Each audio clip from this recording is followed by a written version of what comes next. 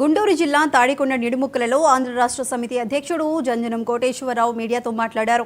రైతులు పోలింగ్కు భూములిచ్చి అనేక ఇబ్బందులు పడ్డారు. ప్రభుత్వాలు మారి వారిని ఇబ్బందులు పెట్టాయి. కేసులు పెట్టించుకున్నారు. మళ్ళీ ఇప్పుడు సెకండ్ పోలింగ్ అంటున్నారు. రైతులకు న్యాయం జరగాలంటే ఎకరానికి ₹1,00,00,000 మరో 1,250 గజాలు రిటర్నబుల్ ప్లాట్లు ఇవ్వాలని కోటేశ్వరరావు డిమాండ్ చేశారు. రెండవ పోలింగ్తో 1,20,000 ఎకరాలు అవుతున్నాయి. ఇన్ని ఎకరాలను ప్రభుత్వం ఏం చేస్తుందని ఆయన ప్రశ్నించారు.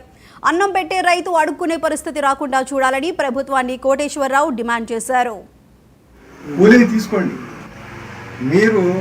మీకు వచ్చే వాటా విదేశాలకి 10-15-20 కోట్లకు అమ్ముకుంటున్నారు. రైతులకు మేము డెవలప్ చేసి ఒక 250 గజం ఇస్తాం కదా అంటే ఇక్కడ పొలం లేకుండా చేసి మళ్ళీ 250 గజం ఇచ్చి అవి కూడా అమ్ముకోవాలి. అమ్ముకోకుండా ఉపాధి లేదు.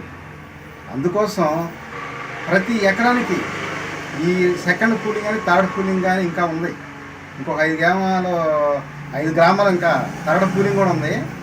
వాటికి కూడా ఇప్పుడు ఈ సెకండ్ పూలింగ్ కానీ ఎకరానికి ₹1,00,00,000 డబ్బులుగా గిఫ్ట్గా ఇచ్చి రైతుకి పూలింగ్ తీసుకుంటే రైతు రేటు పెరిగినా పెరగకపోయినా